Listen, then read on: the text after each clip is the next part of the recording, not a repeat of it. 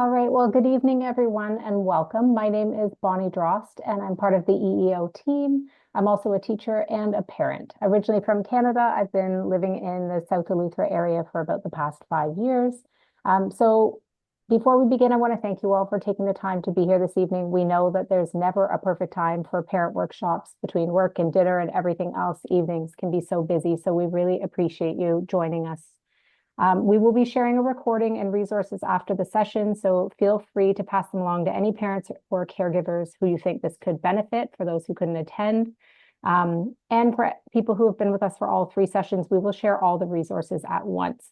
If you've signed up and have received the emails from me, you will be on our list already. But if you joined from receiving the link from someone else, put your email in the chat just to make sure that we have it, and I'll add you to our list. So for many children, summertime can be really challenging because those predictable school routines are no longer in place. And, one week they might be at camp, another week they might be with grandparents, some might be home with an older sibling. And this can be especially difficult for children with communication differences, ADHD, autism, and other needs. And so tonight's session is going to provide practical ways to build language skills, strengthen connections, and create these simple routines at home. So it is my pleasure to introduce Mandy Alverez. Mandy is a speech and language pathologist who is a longtime friend and supporter of EEO. She joined us in Eleuthera last year for teacher and parent workshops and has continued supporting our teachers through virtual sessions. As someone who's been teaching for nearly 20 years, I can say that every time I hear Mandy speak, I'm learning something new and valuable that I can apply right away. So we are so grateful to have her expertise. So welcome, Mandy, and I will turn it over to you. Okay. Hello, everybody, and good evening. Thank you so much for taking time out of your long day to join us here. I think that anytime we can come together to share information and create a supportive environment for all of us parents, the better that we are. They say it takes a village, and it really does take a village. So the title of my presentation is Connection, Communication, and Calm, Supporting Your Child Through Everyday Routines. And so there are 3 C's there, and I want to put some emphasis on the last C because I think that calm is really what we're all looking for. We're looking for a way to be calm and regulated with our children and at home and in our routines. And sometimes that feels like an impossible thing to achieve. And I'm hoping that today I can share with you some ways that we can support our kids by building their language, supporting our connection with them, and better understanding some of the behaviors that they might present so that we can create an environment that has more of that calm. So just kind of to start, I think it's important that we all really recognize and understand that children do best when they feel connected and when they feel understood and they're able to communicate their needs. So when some of our kiddos have difficulty communicating their needs, behavior often becomes the message. That is the way that they're able to communicate any sort of message to us when they don't have the language or they're unable to access the language to communicate their wants and needs. So it's not unusual to see increased behaviors when we have communication deficits. But this is also true of kiddos who may just have difficulty accessing their language because they feel too tired or overwhelmed.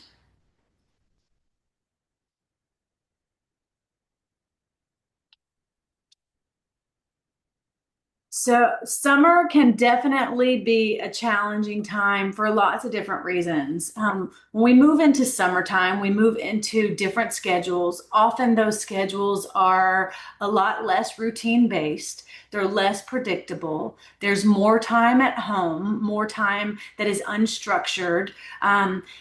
Parents have to balance work and home responsibilities now with also caring for their children during the day. And that can be stressful for parents. And we know that when we feel stressed and our anxiety is heightened, that children kind of feed off of that and we see them react in negative ways to that.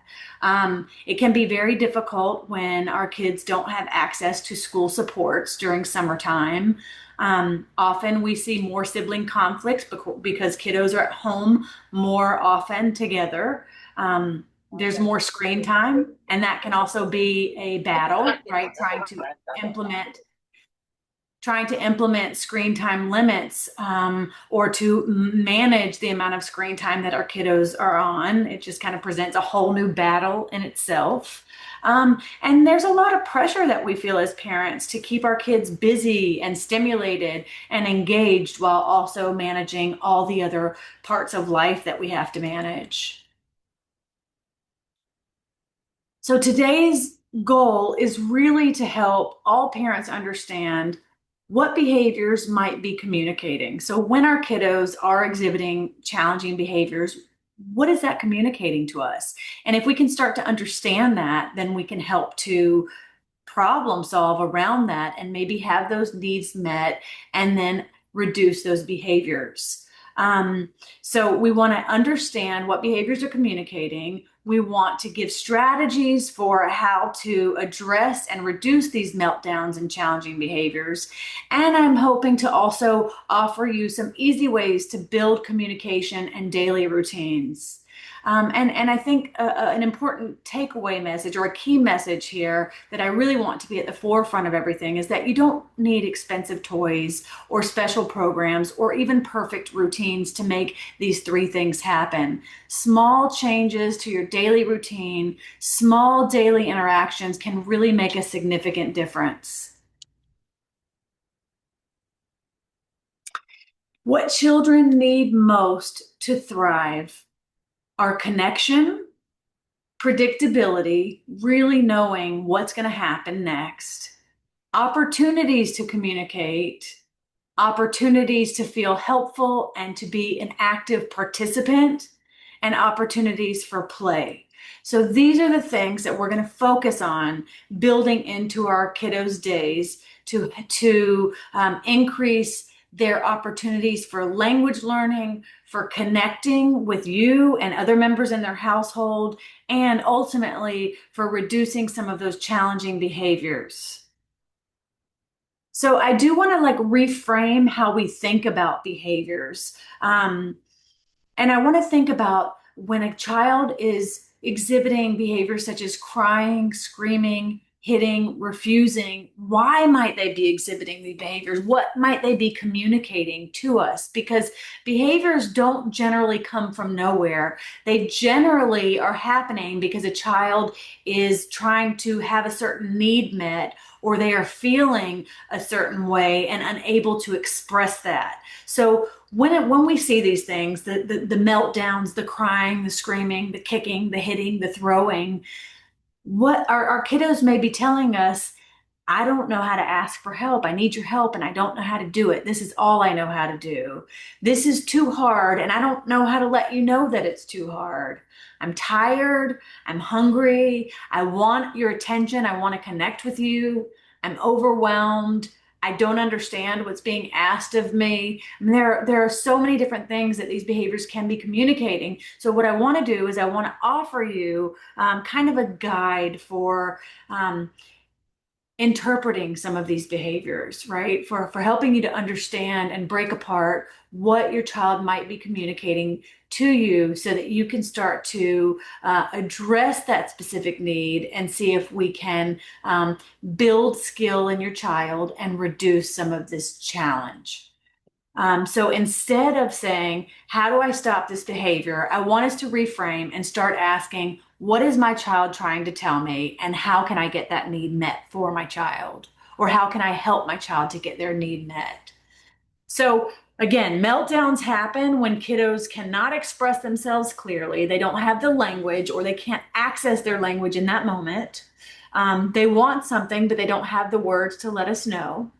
They feel hungry, tired, hot, bored, or overwhelmed. They struggle with transitions. So transitions are really difficult, and therefore I'm going to melt when transition happens.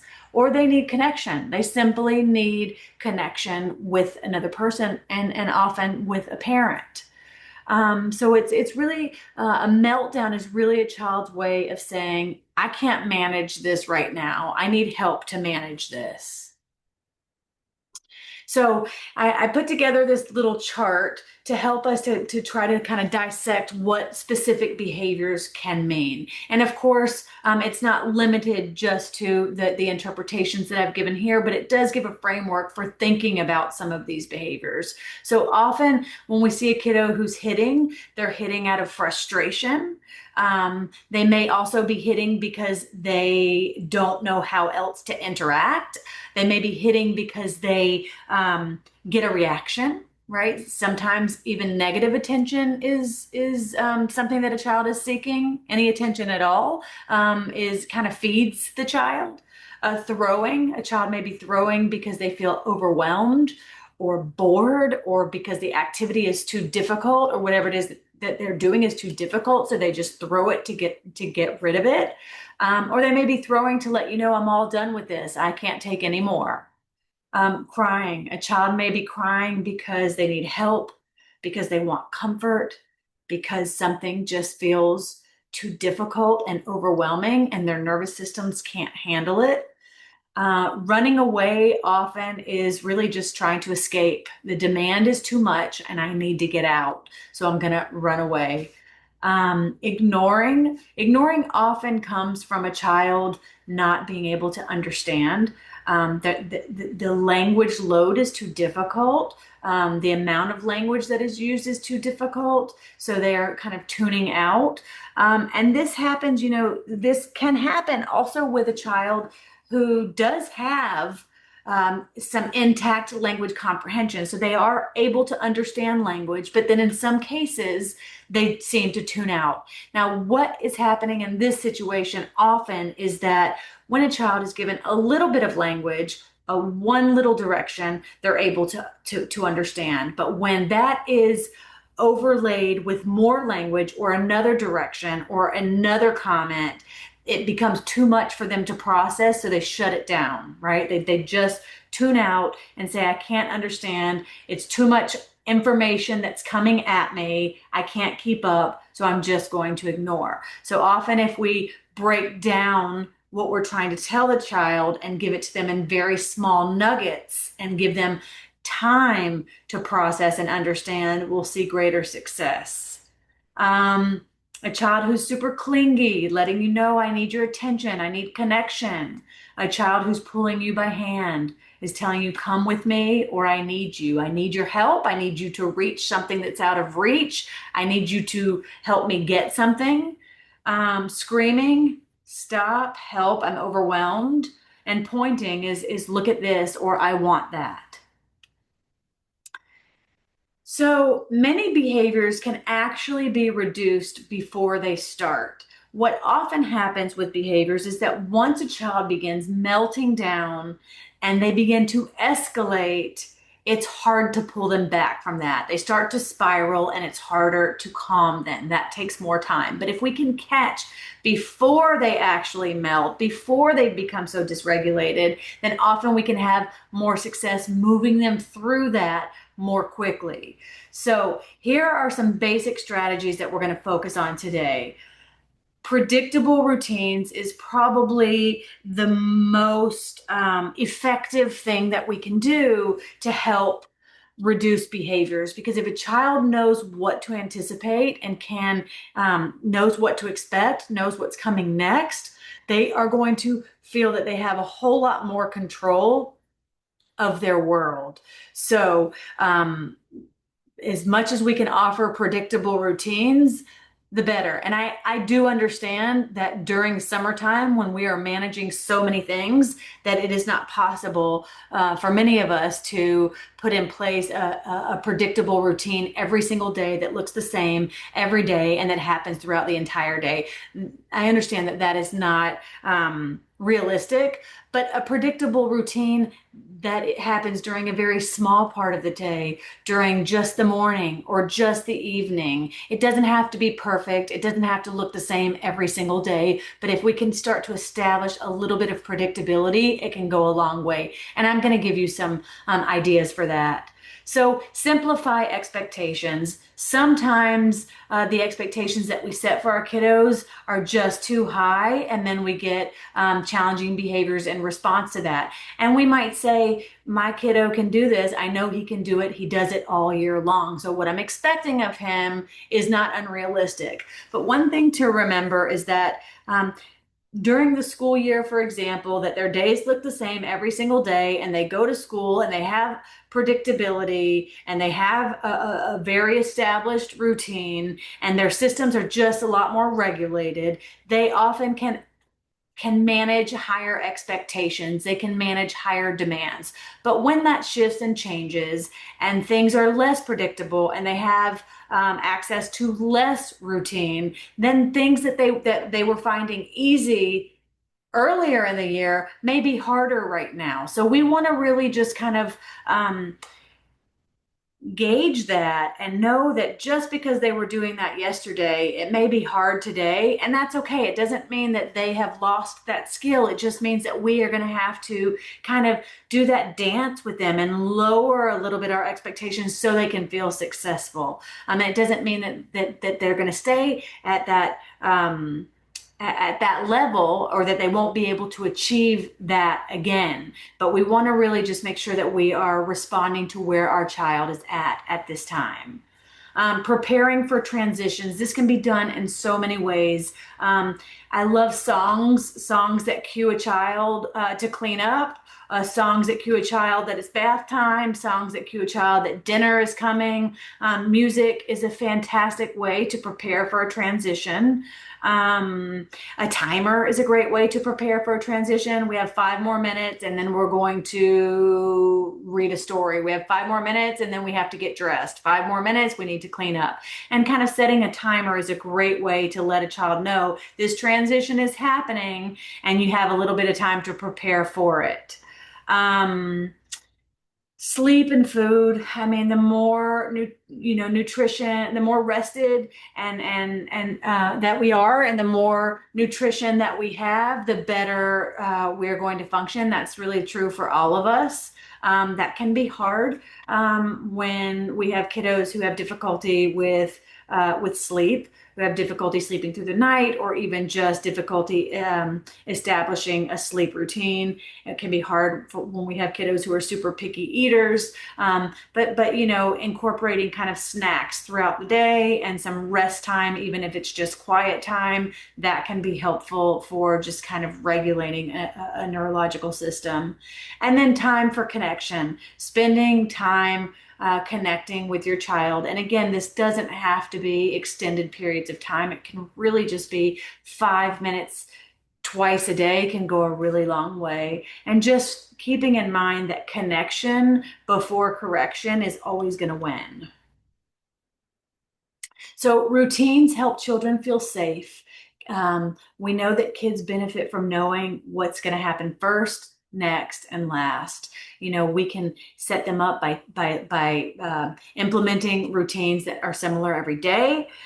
We can write down what to expect, what's going to happen first, second, of last. I like to draw pictures for my kids so that they know. I might draw a little picture of a bathtub, and then a book, and then a bed, and then I let them know that this is what's going to happen. First, we're going to take a bath, then we're going to read a book, and then we're going to go to bed. You can kind of draw it on the spot. But the more that they know what's coming, the better that they're going to do. And again, routine doesn't mean that it has to look the same every single day, but just kind of a rough framework for a routine. So I want to give you some examples of just some routines that you can implement, and take the pressure away from yourself from thinking that the routine has to extend the duration of the day. Pick just one place to start. Maybe create a morning routine or an evening routine that looks similar every day. So in the morning, your kiddo wakes up, he brushes his teeth, he has breakfast, he gets dressed, and then he helps with some chore a lot around the house, and then he gets to choose an activity to play. And that same sequence kind of happens every day. And that's how he starts his day, or he ends his day similarly every day. Dinner, bath, brushes his teeth, sing a song or read a story and then go to bed. But the more that you can kind of create little pockets of routines that kind of happen in a similar order every day, the more successful your child's going to be because the more regulated they're going to be. I love music. I think songs are a great way to cue what's coming next. You can make the songs up. You can sing about what the child's doing in this moment, and you can sing about what's happening next, and that will just kind of cue the child to know what's coming. Um, and engaging your child in activities that you are doing anyway, at home is a great way to not only connect with your child, but to expose them to language. So if you're in the kitchen and you're cooking and you can have your child involved in any way at all, whether it be, washing the vegetables or playing with beans, with dried beans while you are making the rice, but just having them engaged and talking about what you're doing. This offers opportunity for the children to hear vocabulary, new vocabulary associated to what they're doing. It also offers opportunity to practice through sequencing and organizing. A child's able to practice following directions and solving problems. It helps to build confidence and independence. So the more you can kind of engage your child in an activity, and kind of use the things that you're having to do anyway as a moment of connection and learning, it's really a fantastic way to get the things done that you need to get done while also supporting your child.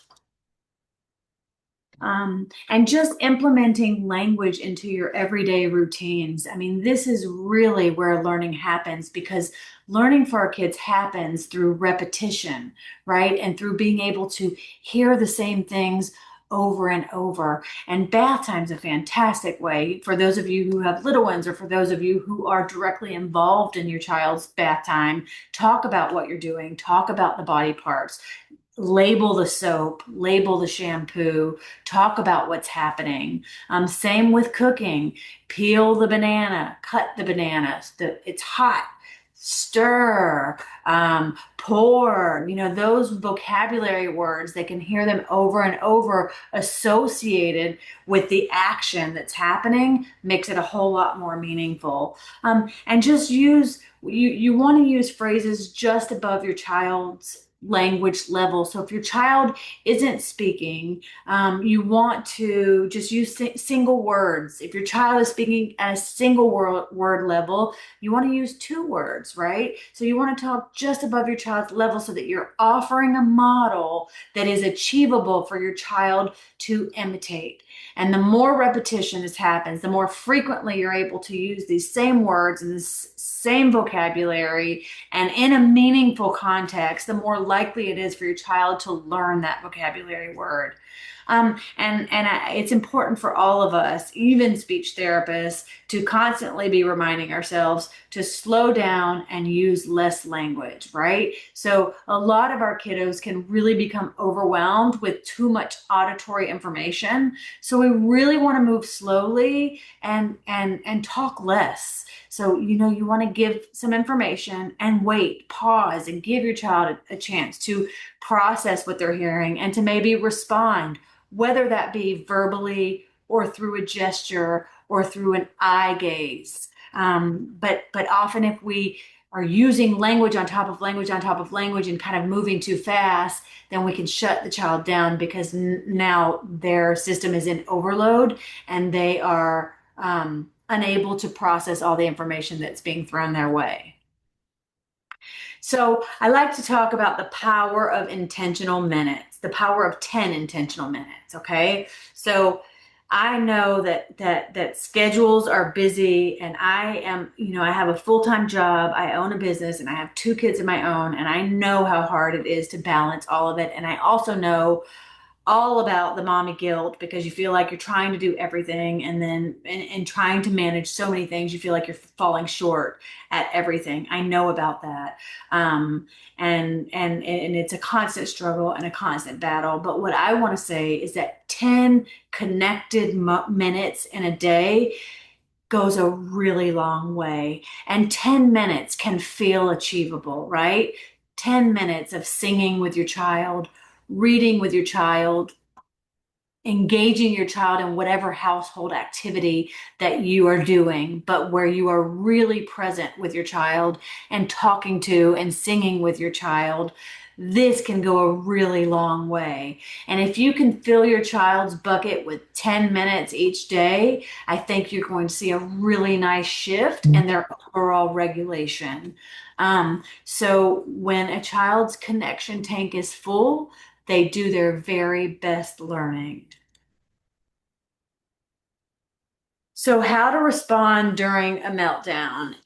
This is really tricky because so many of us can be triggered by our kids' meltdowns, right? Like when our kid is escalating, we are also escalating, and it's very hard to stay calm and regulated ourselves.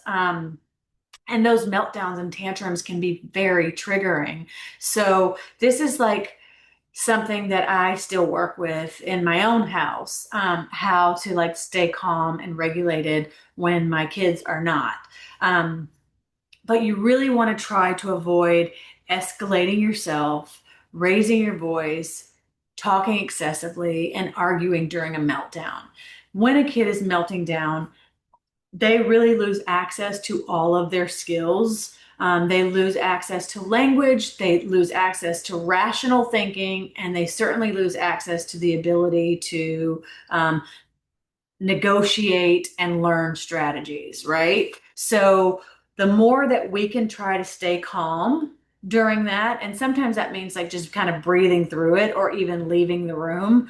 But the more that we can stay calm and minimize the amount of language that we are using, the more successful a child is going to be at moving through that meltdown, right? So the first goal is to really think about and understand what it is that might be triggering your child. What is my child trying to communicate with me? Why are they melting down? And let me try to label that feeling for the child without using a whole bunch of language. And I can offer a little bit of affectionate support, but I'm not going to go into talking to my child during that moment because they're not going to hear me.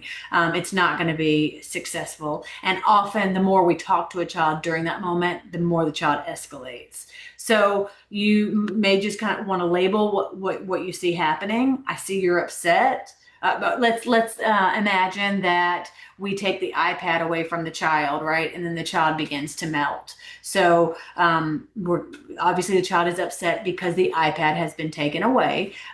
So we might just label it. I see you up. You're upset. You wanted more time. Let's calm your body and leave it at that. And let them work through their meltdown. We don't have to go into a whole bunch of back and forth with the child because they're not really available to hear or to problem solve in that moment. The goal is not really to stop the feeling, it's to help the child move through it safely. And the ultimate goal really is to not only minimize the frequency of transitions, but also the frequency of meltdowns, but also how long those are lasting, right? So we want to measure progress and how long those meltdowns are lasting, and try to reduce that.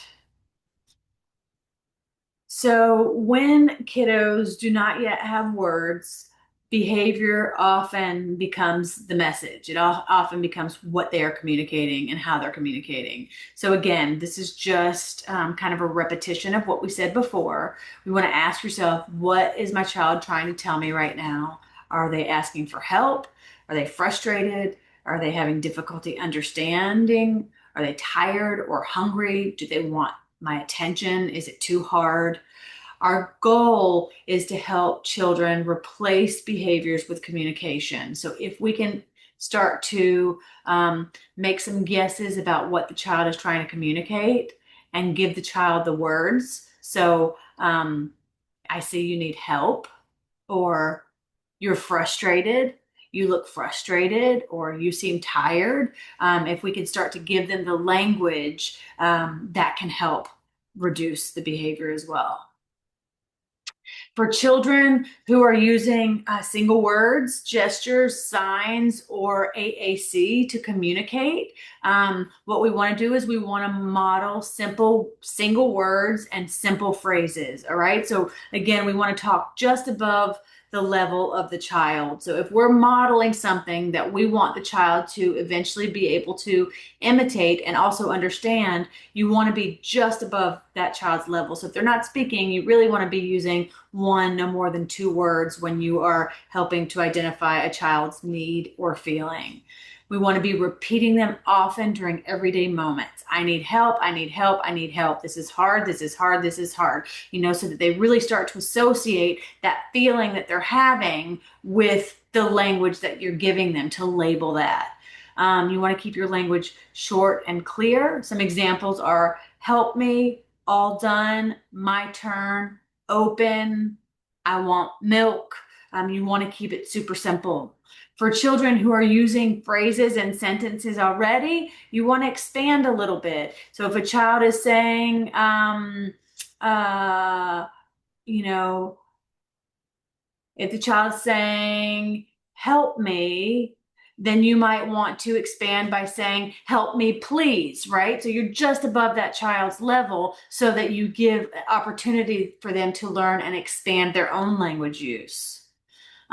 But the really important piece here is that we minimize the amount of talking that we are doing during these difficult moments, and that we are using simple, repetitive language, and that they are able to hear these same phrases over and over across opportunities and across time so that they can learn that. So if a child, the goal really is to teach the skill, right? And we're not just trying to stop a behavior, but we're trying to replace it with a skill. So if a child has difficulty waiting, every time they have to wait, it becomes a challenge. They're super impulsive, they're having difficulty waiting, and when the waiting is imposed, they melt. Like, this is the challenge for the child. The goal is to practice very short waits, right? So you may have a child wait for 3 minutes or 2 minutes and set a timer. And then you slowly expand that. If they're having difficulty sharing, you're going to practice turn taking, and you're going to make the amount of time that they have to wait for their turn very short at first. So you want to figure out what it is that they're having difficulty with and just practice that skill over and over. And if you're unsure, if you have difficulty identifying what that skill is, maybe try to communicate with your child's teacher and get some feedback about what they've been having difficulty with during the school year, to help you kind of set that goal for yourself at home.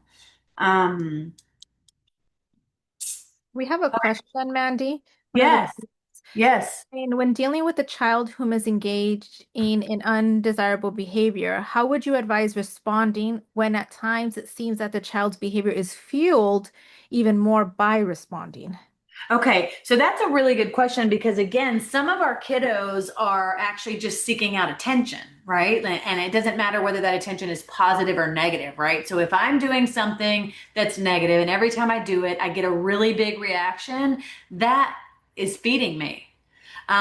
So you're going to want to, first of all, reduce the reaction that you're giving to that, right? So maybe you want to really flatten your affect and just be really not engage the child, just try to redirect without giving any engagement, right? And you are going to want to look for moments of positive connection, right? So if in this scenario the child is doing this because every time they do this they get a big reaction, and so they have my attention, then that makes me think that the child is really seeking out attention. So in a moment where a child is not exhibiting this behavior, I want to give my attention. I want to give some connected time. I want to reinforce what they're doing that is positive. That's where I want to give the attention and the clapping and the praising and the big affect.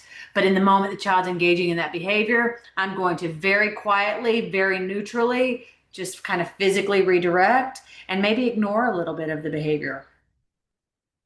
Right? So again, it's like really determining what's the function of the behavior. If the function of the behavior is attention seeking, then we can't give attention. Does that make sense? Thank you. Okay, no problem. Okay, so we're going to just do a couple of case studies here and see if we can problem solve together what we might do in these situations. Okay, so this 4-year-old kiddo screams every morning when he's getting dressed. Every single morning, it's the same thing. He screams when he's getting dressed. What could this behavior mean? Any ideas for what this behavior could mean?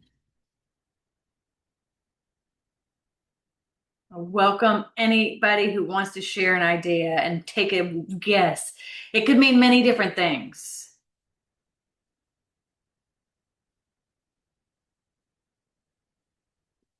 All right. I'm going to tell you some possible meanings for the behavior. So maybe the child has difficulty with the transition. He does not like the transition, getting dressed and what happens next. Transition is difficult. He wants control. He doesn't want someone dressing him. He wants to have control of when that happens, how that happens. He doesn't understand the sequence. He doesn't understand what's going to happen, when it's going to happen, and how it's going to happen. And he just feels totally out of control when someone else is kind of doing this to him and on his body. It could also be a sensory thing. Getting dressed feels uncomfortable and difficult. Okay, so some things that we can do. Establish a routine around getting dressed. Getting dressed happens every day right after brushing teeth, right? Every day is the same. When we're brushing teeth, we're talking about how getting dressed is what's going to happen next. We're front loading that kid to let them know what to expect. We're singing about getting dressed.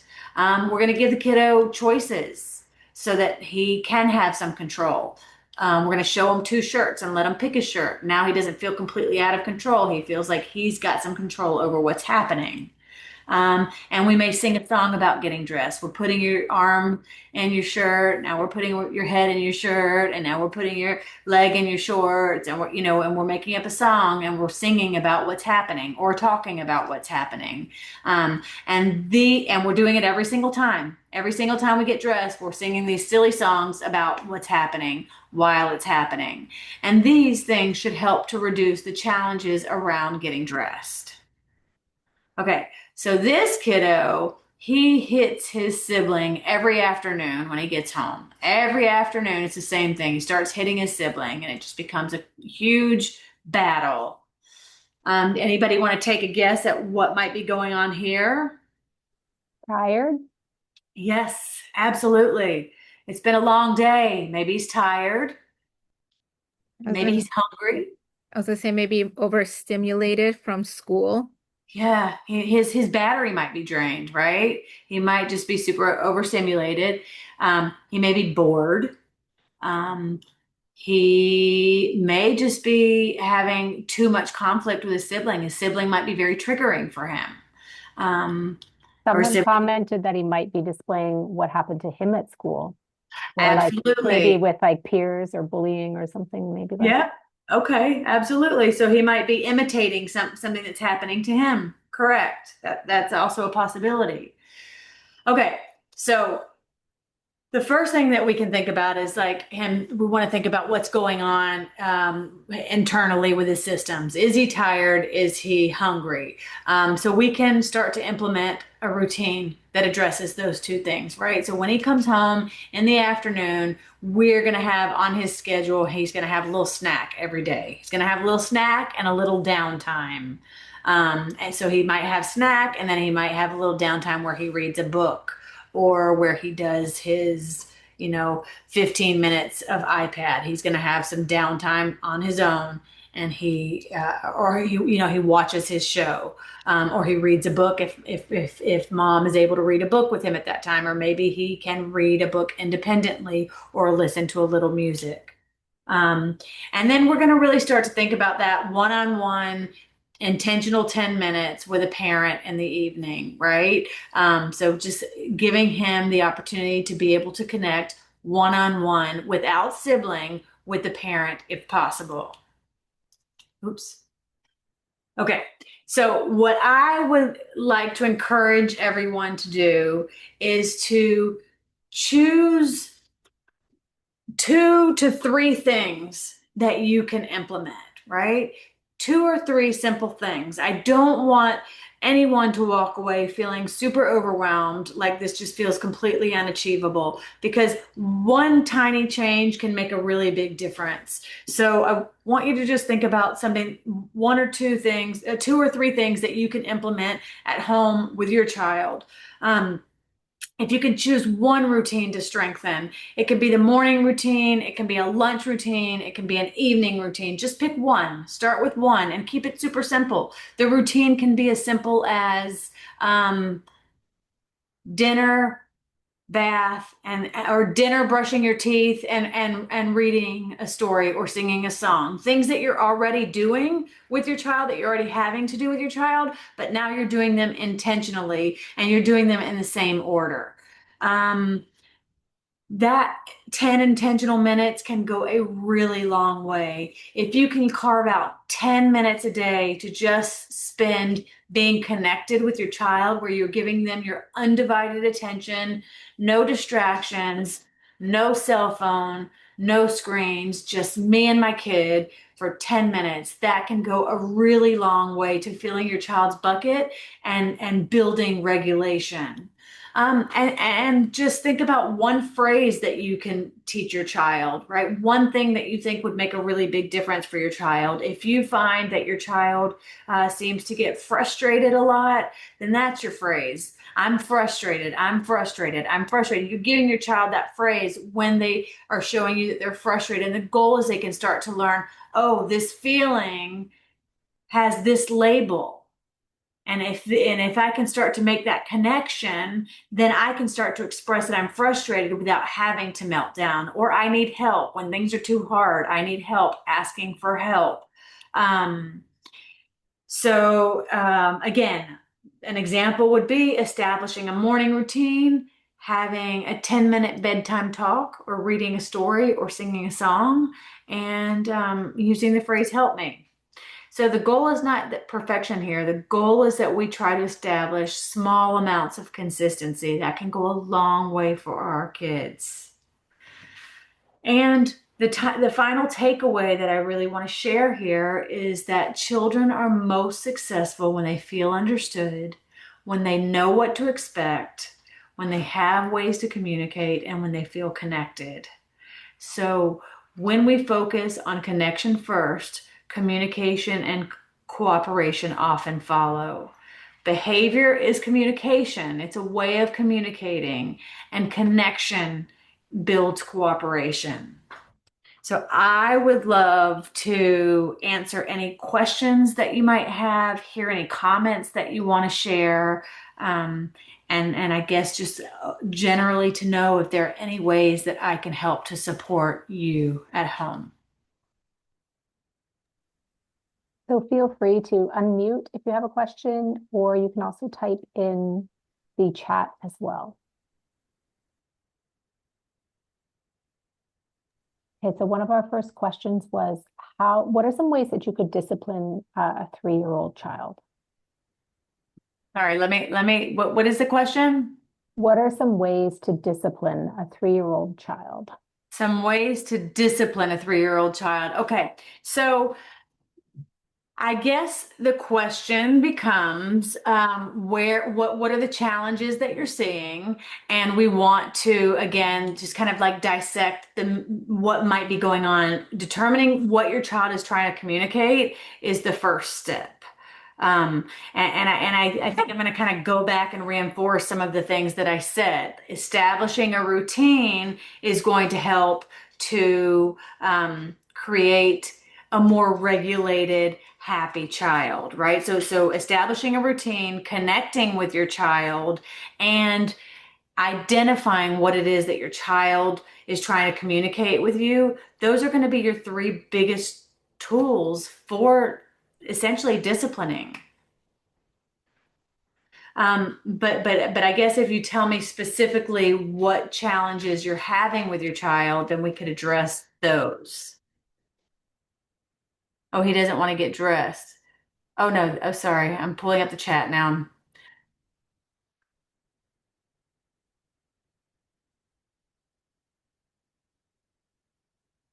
Yeah. Does that answer your question? You want to set limits and boundaries, of course, right? You want to set your limits and boundaries for what's allowed and what's not allowed. But kind of it's these kind of three key tools I think are going to help everything globally.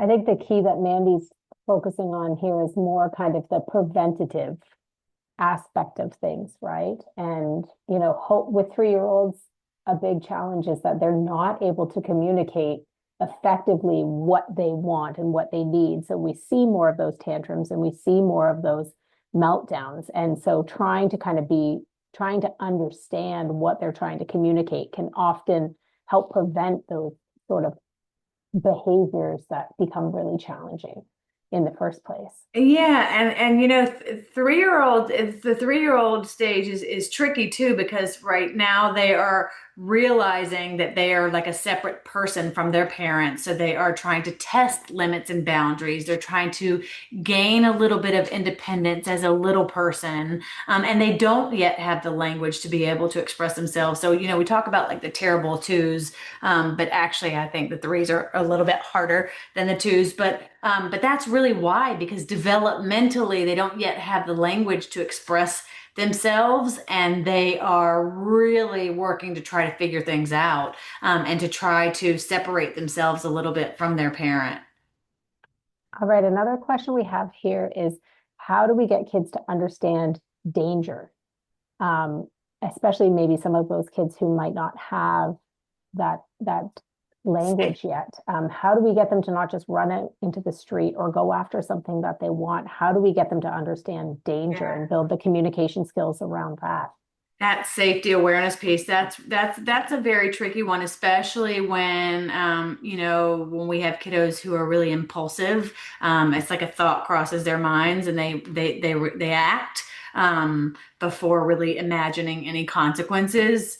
And that is really that's really tricky. I think the most important thing here is to be able to front load the child by helping to establish expectations. So, for example, if crossing the street is the what you're trying to train for, you want to sequence for the child what that's going to look like. And if you have access to a visual schedule to show that to your child ahead of time and to reinforce what that's supposed to look like, over and over and over again, when we go to cross the street, we stop, we hold hands, we wait for the thumbs up or the adult to give the go ahead, and then we cross. Like, you have to create a sequence and practice that over and over and over. And if you can have a visual of that sequence, the child is going to be more likely to kind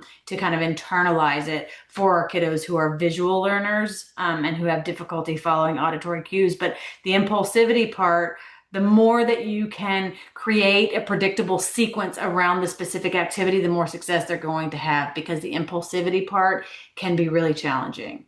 So it has to kind of be like the same each time, and teaching that skill. Are you talking? Oh yeah, you are talking specifically about not running into the street. So you want to think of a way to train the child specifically for that task. I know it's difficult because you want them to generalize across all risky, challenging scenarios, but I would start with one task that seems to be a real challenge. Thank you. We have Ms. Saunders Deal. Do you have questions?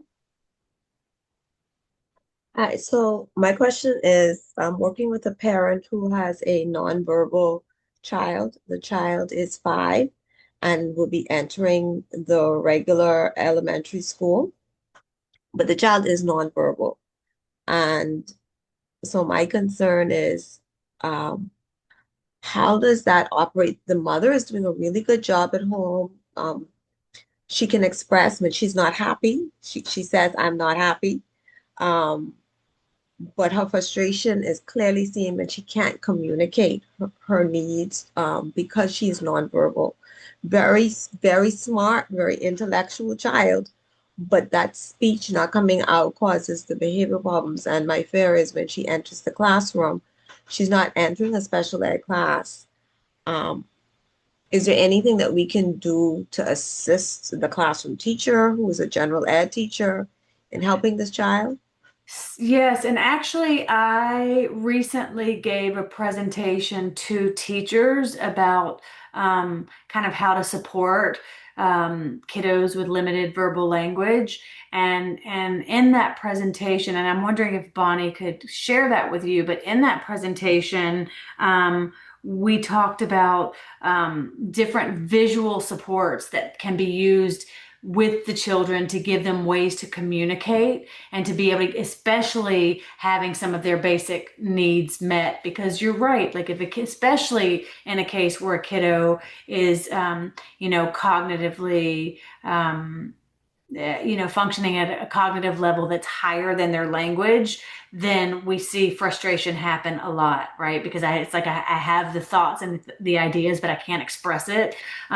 So we talked about um, some specific words and phrases that we could teach through visuals and have the children have access to that so that they could point and communicate those things like I need help, I don't understand, I need a break, I don't like this, stop, and giving access to the student and also the teacher to be able to use these things to communicate can go a really long way. So I'm happy to have a conversation with you about that specifically. And I think it would also be helpful if you could review the information from that presentation. I think that there would be some information that could be really helpful for this child and this teacher. I can share that with you. I have those notes and discuss Yeah, that. because it's Thank specific you. strategies to use for kiddos who have limited verbal language in the classroom setting. All right, thank you.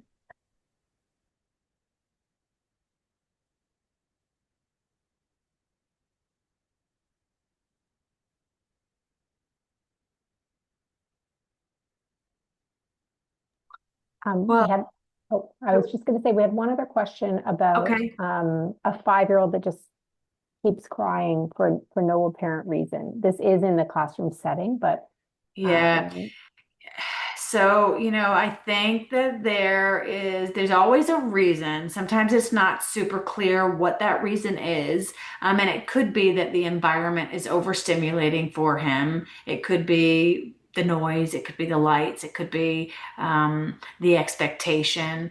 But that's really difficult when you have a kiddo who is crying and you are unable to identify why they're crying, right? So the primary goal here is going to be able to kind of get this kiddo regulated and calm. Sometimes establishing a sensory routine for a child can help to achieve that. If you can establish a predictable routine for this child, maybe using visuals to let him know what's going to happen next, like possibly it's the transitions that are disrupting his sensory system, and he never is able to over regulate or overcome that because as soon as he starts to calm from one transition, another one happens. So part of it's going to be really determining what it is that is causing him to cry, but I would go back really just to the basics at first and think about how do we get him calm and regulated. It could I would encourage putting I would like to know like really what the classroom looks like. Is there a way that we can put a calming corner where he can go and kind of take a break? Would he benefit from having access to some headphones with a little bit of music when he's dysregulated? Would he benefit from doing something away from the group that helps him to calm? So that's my first thought, is like, how do we build it like a sensory routine for him? And my second thought is like, we really want to make sure that whatever's happening in his day is that he is front loaded. He knows what's happening next. He's able to predict the next thing that is going to be happening. Those two things, I think, will lend themselves to a more regulated child. But there definitely is something that is causing him to cry. So we got to figure out what is the reason, what is the cause, what is he telling us? We have one more question, but what I might do is just say thank you. And then for those people who want to depart, they can depart. And then for those who want to, I do have a few more questions just to go through. And we'll do it that way if that's okay with you, Mandy. Sure. So first of all, I want to thank everybody. My camera back on. Thank everybody, and Mandy in particular, and all of our parents and caregivers and teachers for spending your time with us. There's so much valuable information shared, and I hope that you leave feeling you have a few new tools and strategies to help build your child's language at home and better understand what their behaviors might be communicating. One of my biggest takeaways is that modeling is key. So as Mandy said, just speak a little above your child's level. Keep it simple, and remember that repetition is how children learn. So we don't need a lot of fancy activities, and it doesn't take a ton of extra time. And as she said, even just 10 minutes each day can make a huge difference. So whether you're reading a book together, folding laundry, cooking your dinner, going for a walk, use those moments to model language in really simple ways. Talk about what you're doing. And it's never going to be perfect. It's not about stopping all of these behaviors. It's about replacing them with proper communication. And don't feel like you have to change everything at once overnight. Pick one or two or three small strategies, practice those consistently, and build from there. So as we mentioned, we'll be sharing the recording and the resources from tonight and from the previous sessions. So feel free to pass them along to anyone who you think that this could benefit. We know we have lots of families that, it's hard. And so share with anyone who you think this could benefit. And thank you again, Mandy, for sharing your expertise with us. And thank you all for joining us. And again, for those who want to duck off now and go and make dinner and do all of those things, we thank you so, so much. And for those who want to ask a few more questions, you are welcome to stay on, and we will get to those questions. Thank you, everyone. All right. All right. I'm adding another email there. And we had, so just a few more questions. One individual said their daughter cries when she wants to eat. Okay, so she's letting you know that she's hungry. So the first thing I would do is try to create a little bit of a snack routine that hopefully will decrease will prevent her from getting to that point of being super hungry, right? So if you can implement a morning snack and an afternoon snack, then possibly we can prevent her from getting to that place of dysregulating because she's hungry. And that's great, by the way, that you've identified that that's what's happening, right? That's like half the battle is identifying that when she's hungry, she's crying. So we want to prevent her from getting to that point, to the point of melting because she's so hungry.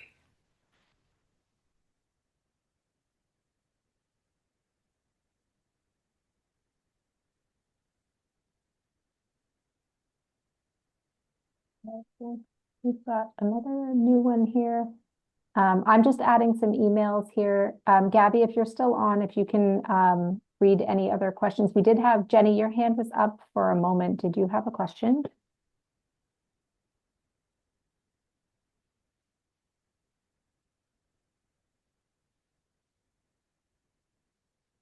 No, okay. Gabby, if you can just have a look through, I'm just adding these emails to those who are putting them Okay. into the chat. I think I it's mostly just emails. I think very informative. Thanks, Mandy.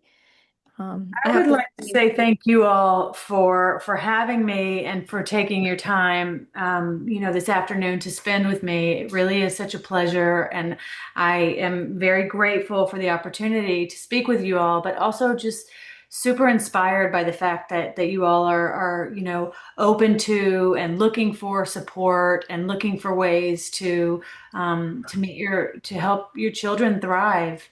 So I just kudos to all of you. And I just appreciate any opportunity to be able to collaborate with you and with EEO too. So I was a little late. I may have missed this. Um, a speech therapist. I see that you're not a speech therapist. You're a speech. I am a speech therapist. Okay, because I saw another word attached. All right. In your opinion, speech therapy with young children, is that something that you would recommend virtually? So it really depends on the child and it depends on the goals and it also depends on the involvement of the caregivers. So I have done virtual speech therapy, for example, with 2-year-olds, but that really requires me coaching the parents. So that looks a little different than if I'm working with a 6-year-old, right? A 6-year-old that might be able to engage virtually and really interact with me virtually. A 2-year-old would really be me coaching a parent. So the Okay. parent would be the one interacting with the child, given the support of the speech therapist. And we have done not only speech therapy to support language, but also feeding therapy. And again, that is working through the parent. And a lot of that too is, setting up assessing the environment and setting up the environment and ways to create what we call communication temptations, right? So putting favorite items just out of reach so that the child has to work to ask for those items, and just teaching strategies like that, helping a caregiver. Look for those cues and be able to read the child, and be able to engage the child or maybe modify the way that they are speaking with the child to support language development. But yes, we definitely have gotten very creative with ways to support language development virtually. Okay. I know. And Bonnie, will you be sending her contact as well? If I need to email. Yes, you can share my contact for sure. Okay. And actually, so on this last slide, you guys are not seeing my screen anymore. Bonnie, you have my email. You can share that with anybody that wants to speak to me. Okay, I would be great. happy to speak to you. So feel free, everybody received kind of a confirmation link from my email, Bonnie@EEO. So feel free to reach out to me if you would like Mandy's contact.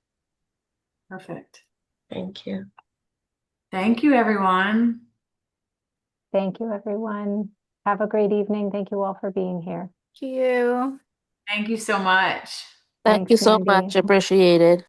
Take care. Have a nice evening. Bye-bye. Bye, Bonnie. Bye. Bye. Bye. Thank you, Mandy. That was awesome. Welcome. Take care. Thank you. Can't Go. wait to have you again.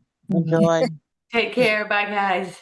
Bye. Thank you. Gabby, if you could just hang back for a